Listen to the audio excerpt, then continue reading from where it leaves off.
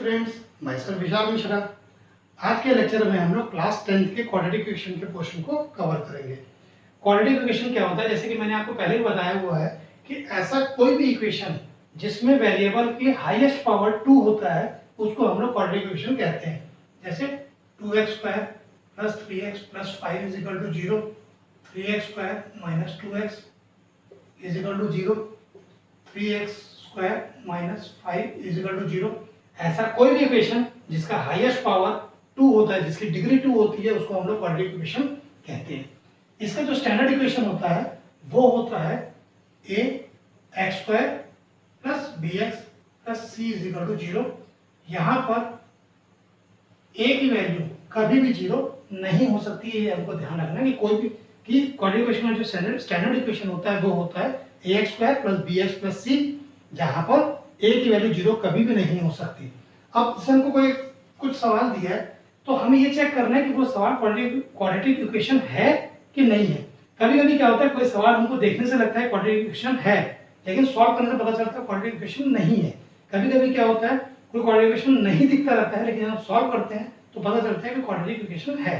तो हमको जैसे कोई सवाल दिया है तो हमको पहले चेक करना है कि वो क्वाड्रेटिक इक्वेशन है कि नहीं है। जैसे आपको एक सवाल दिया है कि x + 2 x + x - 2 का स्क्वायर -2 का स्क्वायर + 1 = 2x - 3 = 2x - 3। इसको सॉल्व कर लो तो ये आ जाएगा x² + 4 - 2x + 1 = 2x - 3।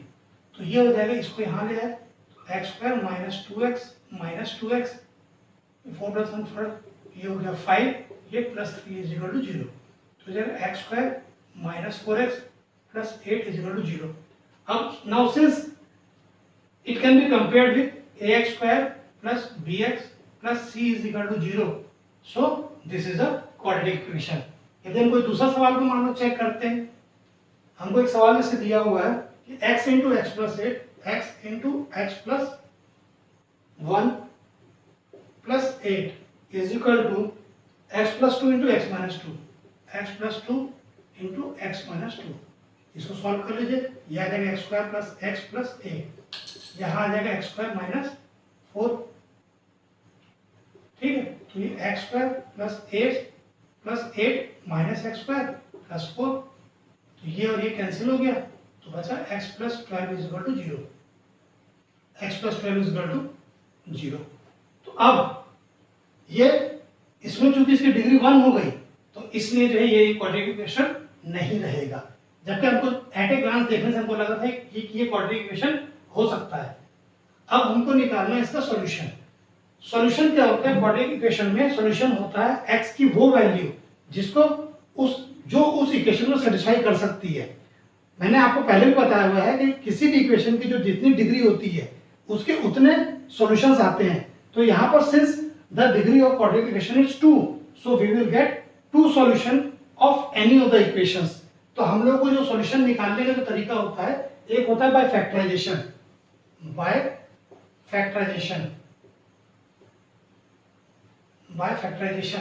या बाय स्प्लिटिंग द मिडिल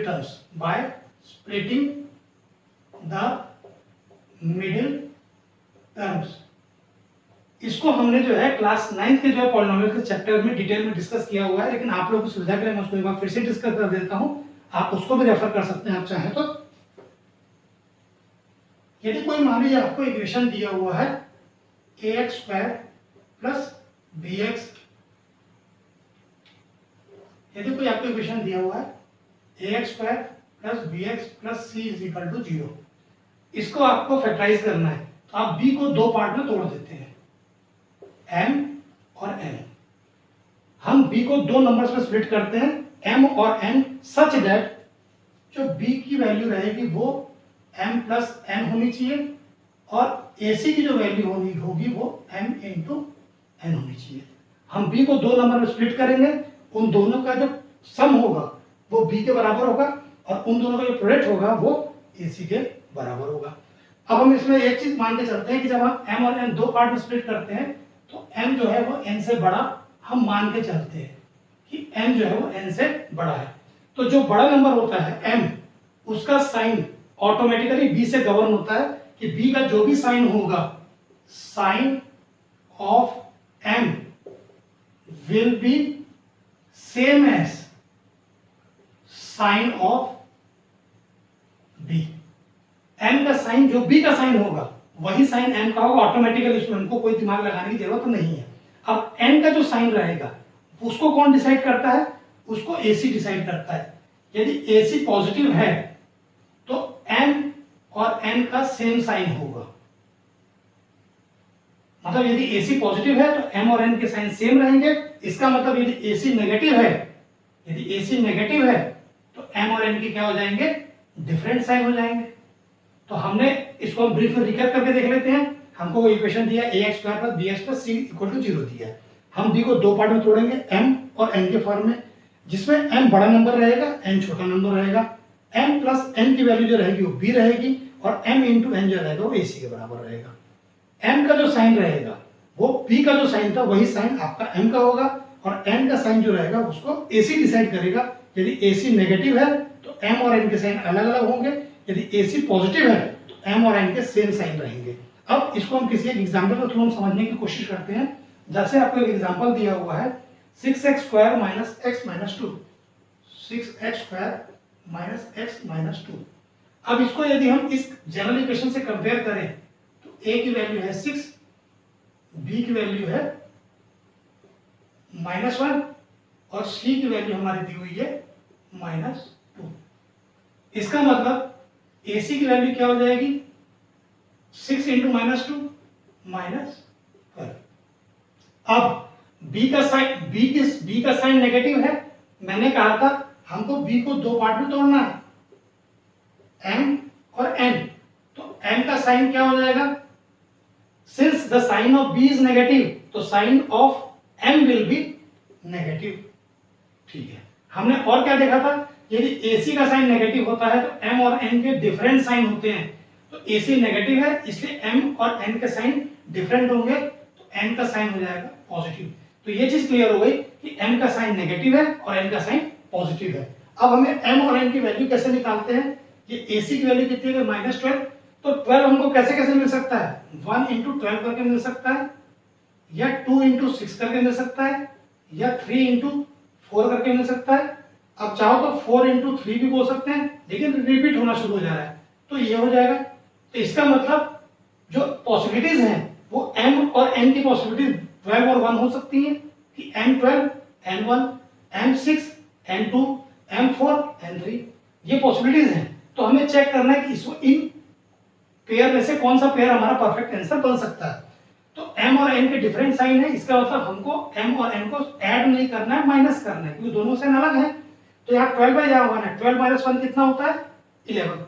यहाँ कितना दिया है? -1, नॉट पॉसिबल। 6 - 2 कितना होता है? 4। यहाँ कितना दिया? 1, तो ये भी पॉसिबल नहीं है। 4 और 3, 4 - 3 कितना होता है? 1, तो ये पॉसिबिलिटी हो सकती है। तो अब बड़ा वाला नंबर कौन सा होगा? 4। छोटा नंबर क्या होगा? 3। बड़े वाले का साइन क्या रहेगा?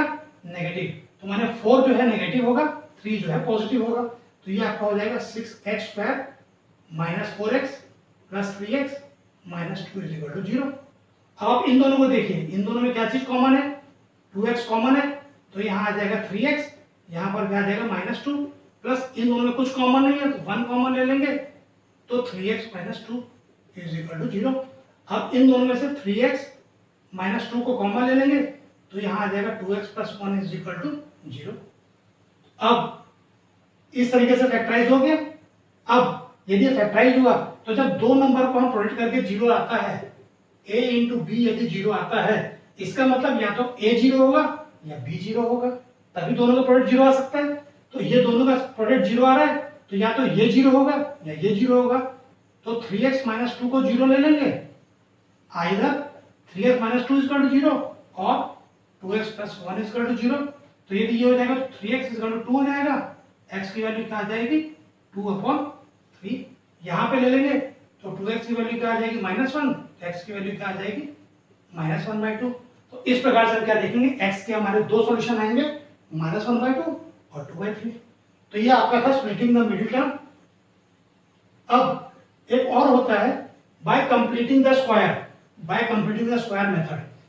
इसका भी हम एग्जांपल देखते हैं। बाय कंप्यूटिंग स्क्वायर मेथड मतलब क्या होता है कि हम जो हमारा वेरिएबल वाला पार्ट होता है उसको हम परफेक्ट स्क्वायर बनाने की कोशिश करते हैं, उसको परफेक्ट स्क्वायर बनाकर भी हम सॉल्यूशन निकालने की कोशिश करते हैं। जैसे आपको एक सवाल दिया हुआ है x square plus 4x minus 5, x square plus 4x minus 5 is equal to 0।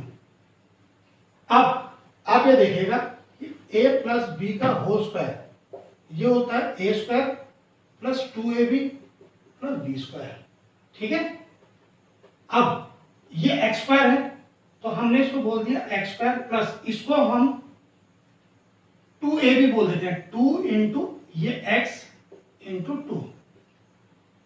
यदि हम इससे कंपेयर करें, हम x को a मान रहे हैं, x हमारा a है, तो 2 इंटू a इंटू बी, तो इसका मतलब जो सेकंड पार्ट है 2 जो है वो b हो गया, तो 2b हो गया। अब हमको b स्क्वायर चाहिए तो हमको यहाँ पर इसका 2 का स्क्वायर चाहिए, तो हम क्या कर देंगे, यहाँ पर 2 के स्क्वायर को ऐड कर दिए, ठीक है। ये हमारा a था तो a का स्क्वायर प्लस 2 इंटू हमने 4x को ऐसे स्प्लिट किया, 2 into a into b, 2 into x into 2, तो ये हमारा b हो गया। हमको b स्क्वायर भी चाहिए तो हमने ऑटोमेटिकली यहाँ पे b स्क्वायर जोड़ दिया। तो क्या किसी भी इक्वेशन में हम कोई भी चीज अपने आप से जोड़ सकते हैं अपने मन से? नहीं, हम किसी भी इक्वेशन में कोई भी मॉडिफिकेशन नहीं कर सकते। तो now since we have added 2 to the power 2 over in this equation, so we have to subtract the same value from the equation। तो इसमें हमको 2 का स्क्वायर को माइनस भी कर देना पड़ेगा, माइनस 5 इज इक्वल टू 0। इसका मतलब हमने उस इक्वेशन में क्या किया, 4 जोड़ भी दिया है और 4 को माइनस भी कर दिया।